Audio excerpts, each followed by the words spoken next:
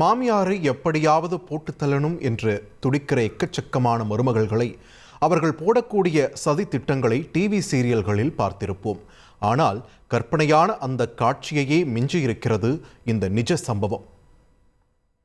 அதிகாரிகள் முன்பு பவ்யமாக நிற்கும் இந்த மூவரையும் பார்க்கும் போது ஏதோ மகளிர் உரிமை தொகை பெறும் இல்லத்தரசிகளில் விடுபட்டவர்களாக இருக்குமோ என்றே எண்ணத் தோன்றும். ஆனால் இவர்கள் பார்க்க மட்டுமே பரிதாபமாக தெரிகிறார்களே ஒழிய இந்த மூவர் கூட்டணி செய்த செயல்கள் ஒவ்வொன்றும் நம் இதயத்தையே பதைக்கச் செய்கிறது.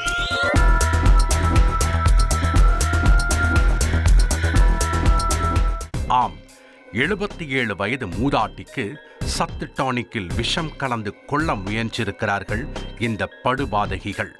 மூதாட்டியின் கதையை முடிக்க இந்த 3 ரோசஸ் போட்ட மர்டர் பிளானை காவல்துறையினரோடு இணைந்து டீகோட் செய்ய தொடங்கினோம். இவர்களுடைய ஸ்கெட்சில் ஜஸ்ட் மிஸ் ஆன மூதாட்டியின் பெயர் தனலட்சுமி. நாமக்கல் மாவட்டம் திருச்செங்கோடு அருகே உள்ள குச்சிப்பாளையம் பகுதியைச் சேர்ந்தவர். கணவரை இழந்த தனலட்சுமி இந்த சிறிய ஓட்டு வீட்டில்தான் தனிமையில் வசித்து வந்திருக்கிறார். சம்பவத்தன்று மக்களை தேடி மருத்துவம் திட்டத்திலிருந்து ஒரு பெண் செவிலியர் தனலட்சுமியின் வீட்டிற்கு வந்துள்ளார். அவரின் பெயர் கோமதி. மூதாட்டிக்கு வீட்டிலேயே ஃபுல் பாடி செக்அப் மேற்கொண்ட கோமதி இரத்த அழுத்தம் மிக அதிகமாக இருப்பதாக சொல்லி பயமுறுத்தியிருக்கிறார். பிபியை கண்ட்ரோல் செய்வதற்கு தற்காலிகமாக அவர் கையோடு எடுத்து வந்த மருந்தை மூதாட்டிக்கு குடிக்க கொடுத்திருக்கிறார். மேலும் கட்டாயம் உயர் சிகிச்சை எடுத்துக்கொள்ள விரைவில் அரசு மருத்துவமனைக்கு வர வேண்டும் என அறிவுறுத்திய கோமதி வந்த வேலை முடிந்ததென கேஷுவலாக அங்கிருந்து நடையை கட்டியுள்ளார். கோமதி வீட்டை விட்டு சென்ற 10 நிமிடத்தில் தனலட்சுமி வாந்தி மயக்கம் ஏற்பட்டு சுருண்டு விழுந்திருக்கிறார். பேச்சு மூச்சில்லாமல் கிடந்தவரை மீட்ட மூதாட்டியின் பேத்தி அவரை உடனடியாக அருகிலிருந்த மருத்துவமனையில் அனுமதித்துள்ளார். அங்கு மேற்கொள்ளப்பட்ட மருத்துவ பரிசோதனையில்தான் மூதாட்டிக்கு கொடுக்கப்பட்ட சத்து டானிக்கில் விஷம் கலந்திருப்பது தெரிய வந்திருக்கிறது.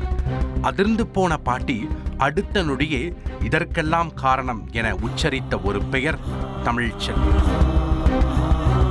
இந்த தமிழ்ச்செல்வி வேறு யாரோ 3வது நபர் இல்லை, தனலட்சுமியின் அன்பு மகன் சரவண பெருமாளின் காதல் மனைவி. மகன் காதல் திருமணம் செய்து கொண்டதை தனலட்சுமி சுத்தமாக விரும்பவில்லை. காரணம், தமிழ்ச்செல்வி மாற்று சமூகத்தைச் சேர்ந்தவர். இதனால் மகன் குடும்பத்தை அடியோடு வெறுத்து ஒதுக்கியுள்ளார். அது மட்டுமின்றி தனக்கு சொந்தமான சொத்திலிருந்து ஒரு நயா பைசாவை கூட தனலட்சுமிக்கு கொடுக்க முடியாதென திட்டவட்டமாக தெரிவித்திருக்கிறார். இதனால் கணவன் மனைவி இருவருக்கும் இடையே அடிக்கடி சண்டை சச்சரவுகள் நடந்து வந்திருக்கிறது. ஒரு கட்டத்தில் தன்னுடைய இல்லற வாழ்க்கை இருண்டு போனதற்கு காரணம் மாமியார்தான் என உறுதியாக நம்பியிருக்கிறார் தமிழ்ச்செல்வி. இதனால் தனது சந்தோஷத்திற்கு தடை போட்ட தனலட்சுமியை தீர்த்து கட்ட முடிவு செய்துள்ளார். தமிழ்ச்செல்வியோடு அவரின் தாய் பாப்பாத்தியும் சேர்ந்து கொண்டு வெகு நாட்களாக மூதாட்டிக்கு ஸ்கெட்ச் போட்டுள்ளனர்.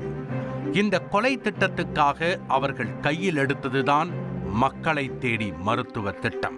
தனலட்சுமியை கொல்லப்போகும் கத்தியாக கோமதி தேர்வாகியிருக்கிறார். சில மாதங்களுக்கு முன்பு சரவண பெருமாள் உடல்நலக் குறைவால் பாதிக்கப்பட்டிருந்த போது கோமதி அவருக்கு வீட்டுக்கே வந்து சிகிச்சை அளித்திருக்கிறார்.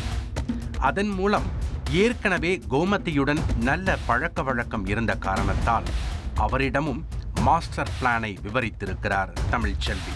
அது மட்டுமின்றி மூதாட்டி இறந்த பிறகு கிடைக்கும் சொத்தில் பங்கு கொடுப்பதாகவும் மூளைச்சலவை செய்து கோமதியையும் கொலை திட்டத்தில் பார்ட்னராக சேர்த்துள்ளார். இவர்களின் திட்டப்படி சம்பவம் நடந்ததன்று மக்களை தேடி மருத்துவம் திட்டத்தின் செவிலியர் போல நடித்து கோமதி தனலட்சுமியை கொலை செய்ய முயன்றது விசாரணையில் உறுதியாகியுள்ளது. மேலும் நடந்த சம்பவத்திற்கும் தன்னுடைய காதல் கணவர் சரவண பெருமாளுக்கும் எந்த தொடர்பும் இல்லை என்பதையும் தமிழ்ச்செல்வி தெளிவுபடுத்தியுள்ளார். இந்த சம்பவம் தொடர்பாக கொலை முயற்சி வழக்கு பதிவு செய்துள்ள போலீஸ் தமிழ்ச்செல்வி, பாப்பாத்தி மற்றும் அவர்களின் பார்ட்னர் கோமதி ஆகிய மூவரையும் கைது செய்து சிறையில் அடைத்துள்ளனர். செய்திகளை உடனுக்குடன் தெரிந்து கொள்ள உடனே சப்ஸ்கிரைப் பண்ணுங்க.